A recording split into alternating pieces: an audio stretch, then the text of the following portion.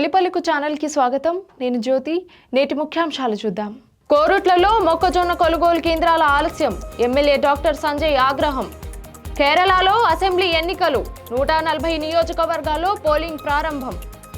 జగిత్యాలకు కేటీఆర్ పయనం, జీవన్ రెడ్డితో సమావేశం. వరంగల్ ఎయిర్పోర్టుకు 3 నెలల్లో శంకుస్థాపన, ఆదిలాబాద్కు మార్గం సుగమం.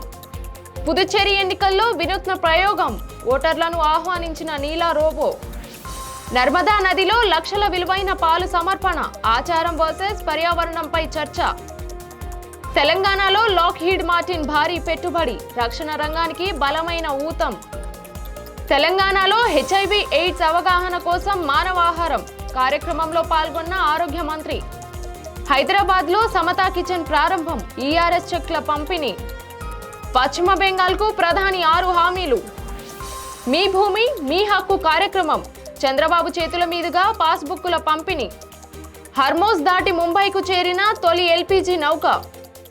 జగిత్యాల జిల్లా కోరుట్ల నియోజకవర్గంలో మొక్కజొన్న కొనుగోలు కేంద్రాలు ఏర్పాటుకు జరుగుతున్న ఆలస్యంపై ఎమ్మెల్యే డాక్టర్ సంజయ్ తీవ్ర ఆగ్రహం వ్యక్తం చేశారు. నెల రోజులుగా కొనుగోలు కేంద్రాలు ప్రారంభం కాకపోవడంతో రైతులు రోడ్లపై ఎదురు చూస్తూ ఇబ్బందులు పడుతున్నారని ఆయన పేర్కొన్నారు.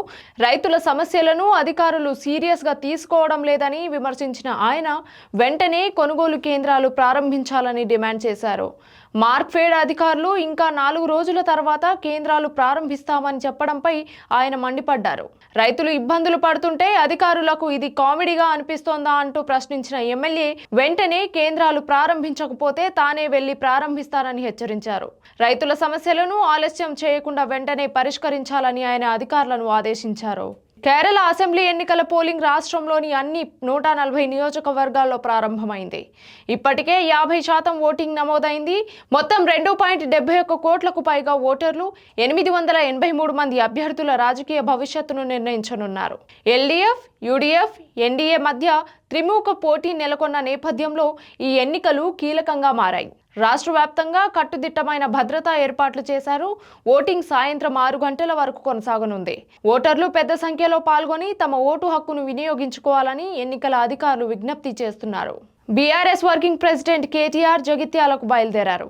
మాజీ మంత్రి జీవన్ రెడ్డిని ఆయన నివాసంలో కలవనున్నారు. కేటీఆర్ రాక సందర్భంగా జగిత్యాల శివారులో బీఆర్ఎస్ శ్రేణులు భారీగా స్వాగత ఏర్పాట్లు చేశారు.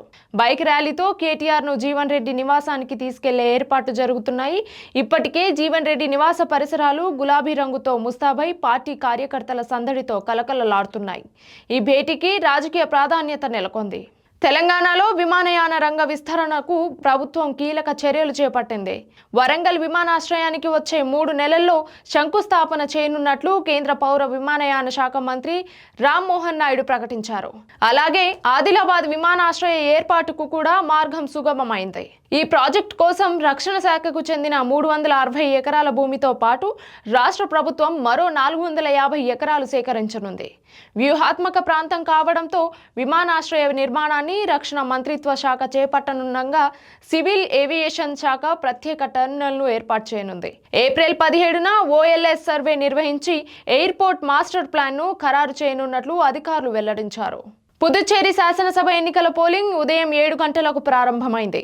రాష్ట్ర వ్యాప్తంగా 30 నియోజకవర్గాల్లో 9.5 లక్షల మంది ఓటర్లు 294 మంది అభ్యర్థుల భవిష్యత్తును నిర్ణయించనున్నారు. ఈ సందర్భంగా కోయంబత్తూరుకు చెందిన మిర్రర్ రోబో సంస్థ రూపొందించిన నీలా అనే ఈవెంట్ ఆధారిత రోబో వివోసి గవర్నమెంట్ స్కూల్ పోలింగ్ కేంద్రంలో ఓటర్లను పూలతో స్వాగతిస్తూ ఆడియో సందేశాలతో ఆకట్టుకుంది. ఈ వినూత్న ప్రయోగంపై ఓటర్లు ఆనందం వ్యక్తం చేయగా కొందరు ఖర్చులపై సందేహాలు వ్యక్తం చేస్తూ ఇది కేవలం స్పీకర్ ఉన్న యంత్రం మాత్రమేనని వ్యాఖ్యానించారు. అయితే అధికారులు ఇది కేవలం ఓటింగ్ శాతం పెంచేందుకు మాత్రమేనని, ఓటర్ల నిర్ణయాలను ప్రభావితం చేయదని స్పష్టం చేశారు. మధ్యప్రదేశ్, గుజరాత్ రాష్ట్రాల గుండా ప్రవహించే 1300 కిలోమీటర్ల నర్మదా నదిలో హిందూ భక్తులు ట్యాంకర్ నిండా పాలను సమర్పిస్తున్న వీడియో సోషల్ మీడియాలో వైరల్ అవుతోంది.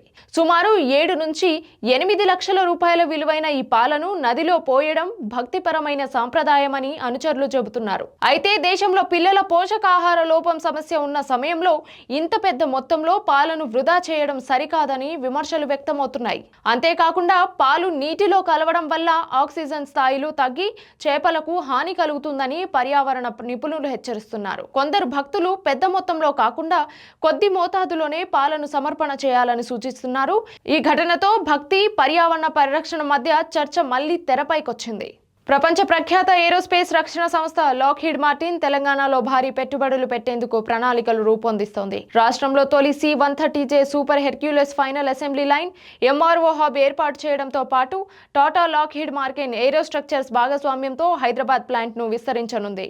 ఈ ప్రాజెక్టు ద్వారా వేలాది ఉద్యోగ అవకాశాలు సృష్టించడంతో పాటు భారత్ను C-130J F-16 భాగాల గ్లోబల్ ఎగుమతి కేంద్రంగా మార్చే అవకాశం ఉంది. ఈ నేపథ్యంలో Tata Lockheed Martin aerostructures MD team రిఫిల్ ముఖ్యమంత్రి రేవంత్ రెడ్డిను కలిసి పలు అంశాలపై చర్చించారు. తెలంగాణలో HIV/AIDS పై అవగాహన పెంపొందించేందుకు కేబుల్ బ్రిడ్జ్ వద్ద జరిగిన మానవాహారం కార్యక్రమంలో ఆరోగ్య మంత్రి దామోదర్ రాజనరసింహ పాల్గొన్నారు. మంత్రి మాట్లాడుతూ రాష్ట్ర వ్యాప్తంగా ర్యాలీలు, మానవాహారాలు, వైద్య శిబిరాల ద్వారా ప్రజలలో HIV/AIDS అవగాహన పెంపొందిస్తున్నట్లు తెలిపారు. HIV ఒక వైరస్ అని, ఇది రోగ నిరోధక శక్తిని తగ్గించి ఎయిడ్స్ కు దారి తీస్తుందని తెలిపారు. రక్త మార్పిడి, రక్షణ లేని లైంగిక సంబంధాల ద్వారా మాత్రమే వ్యాప్తి చెందుతుంది అని, హ్యాండ్షేక్, ఆహారం కలిసి తినడం ద్వారా రాదని తెలిపారు. అవగాహన లేనందువల్ల భయం, అపార్థాలు, వివక్ష ఉత్పన్నమవుతాయని, అవగాహనే దీనికి పరిష్కారం అని పేర్కొన్నారు. రాష్ట్రంలో 1.14 లక్షల మంది రోగులకు 127 పరీక్ష కేంద్రాలు, 33 ఆర్ట్ కేంద్రాల ద్వారా వైద్య సేవలు అందుతున్నట్లు, ప్రభుత్వం ఉచిత పరీక్షలు, వైద్యం, మందులు అందిస్తున్నట్లు తెలిపారు. హైదరాబాద్లో ప్రజాపాలన ప్రగతి ప్రణాళిక 99 రోజుల కార్యాచరణలో భాగంగా హైదరాబాద్ కలెక్టరేట్లో సమతా కిచెన్ ప్రారంభించారు. ఈ కార్యక్రమంలో అనంతరం దివ్యాంగులకు బ్యాటరీ వీల్ చైర్లు, ట్రాన్స్జెండర్లకు ERS చెక్కులను పంపిణీ చేశారు. కార్యక్రమంలో రాజ్యసభ సభ్యులు అనిల్ కుమార్ యాదవ్, ఖైరతాబాద్ ఎమ్మెల్యే దానం నాగేందర్, హైదరాబాద్ కలెక్టర్ దాసరి హరిచందన, సమతా కిచెన్ ఫౌండేషన్ మయూర్, ఇతర ముఖ్య నాయకులు పాల్గొన్నారు. కార్యక్రమం సామాజిక సేవ, సామాన్యులకు మద్దతు, సానుకూల ప్రజాపాలన సందేశాన్ని ప్రసారం చేసింది. పశ్చిమ బెంగాల్లోని మెథినీపూర్లో నిర్వహించిన బహిరంగ సభలో ప్రధాని మంత్రి నరేంద్ర మోదీ రాష్ట్ర ప్రజలకు 6 హామీలు ప్రకటించారు. మొదటి హామీగా బీజేపీ ప్రభుత్వం ఏర్పడితే రాష్ట్రంలో భయభ్రాంతుల వాతావరణానికి ముగింపు పలికి ప్రభుత్వ పరిపాలనపై ప్రజల నమ్మకాన్ని పునరుద్ధరిస్తామని తెలిపారు. రెండో హామీగా బీజేపీ పాలనలో ప్రభుత్వ యంత్రాంగం పూర్తిగా ప్రజలకు జవాబుదారీగా పనిచేస్తుందని చెప్పారు. మూడో హామీగా అవినీతి, కుంభకోణాలు, మహిళలపై జరిగిన అన్యాయాలు, అత్యాచారాలకు సంబంధించిన అన్ని కేసులను మళ్లీ విచారణ చేస్తామని పేర్కొన్నారు. నాలుగో హామీగా అవినీతికి పాల్పడిన వారు మంత్రి అయినా ఇతరులైనా చట్టం ముందు సమానమని, ఎవరు తప్పించుకోలేరని స్పష్టం చేశారు. ఐదో హామీగా శరణార్థులకు రాజ్యాంగం కల్పించిన హక్కులన్నీ కల్పిస్తామని, అయితే చొరబాటుదారులను దేశంలో ఉండనివ్వమని హెచ్చరించారు. ఆరవ హామీగా రాష్ట్రంలో బీజేపీ ప్రభుత్వం ఏర్పడిన వెంటనే 7వ వేతన సంఘం అమలు చేస్తామని ప్రకటించారు.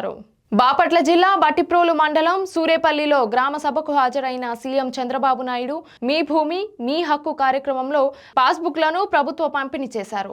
రాష్ట్రంలో అందరి సంక్షేమం, అన్ని ప్రాంతాల అభివృద్ధి, సుపరిపాలన అందించేందుకు కూటమి ప్రభుత్వం కట్టుబడి ఉందని ఆయన తెలిపారు. మగ్గాలకు 200, మరమగ్గాలకు 500 యూనిట్ల ఉచిత విద్యుత్ సరఫరా కొనసాగుతోందని, అలాగే అనేక సంక్షేమ కార్యక్రమాలతో ప్రజలకు అండగా ప్రభుత్వం నిలబడుతుందని వెల్లడించారు. ముంబై సమీపంలోని జవహర్లాల్ నెహ్రూ పోర్ట్ అథారిటీకి LPG సరుకు తీసుకొచ్చిన తొలి నౌకగా గ్రీన్ ఆశా కీలక మైలురాయిని నమోదు చేసింది. భారత జెండా తరహాలో రూపొందించిన ఈ నౌక హర్ముజ్ జలసంధిని విజయవంతంగా దాటి JNPAలోని BPCL, IOCL నిర్వహించే లిక్విడ్ బర్త్ వద్దకు చేరింది. ఇరాన్, అమెరికా, ఇజ్రాయెల్ మధ్య ఉద్రిక్తతలు ప్రారంభమైన తర్వాత ఈ పోర్టుకు చేరిన తొలి LPG నౌక ఇదే కావడం విశేషం. ఈ నౌకలో సుమారు 15,400 టన్నుల LPG సరుకును భారత్ కు తీసుకువచ్చారు. నౌకలో ఉన్న సరుకు, నౌక సిబ్బంది అందరూ సురక్షితంగా ఉన్నట్లు అధికారులు తెలిపారు. ఈ విజయవంతమైన రవాణా అంతర్జాతీయ సముద్ర మార్గాల భద్రతకు, అలాగే భారతదేశానికి ఇంధన సరఫరా కొనసాగుతున్నదనే సంకేతంగా భావిస్తున్నారు. ఇది ఇవాల్టి బులెటిన్ అప్డేట్స్. మరొక బులెటిన్తో మళ్ళీ కలుద్దాం. చూస్తూ ఉండండి తొలి పలుకు న్యూస్.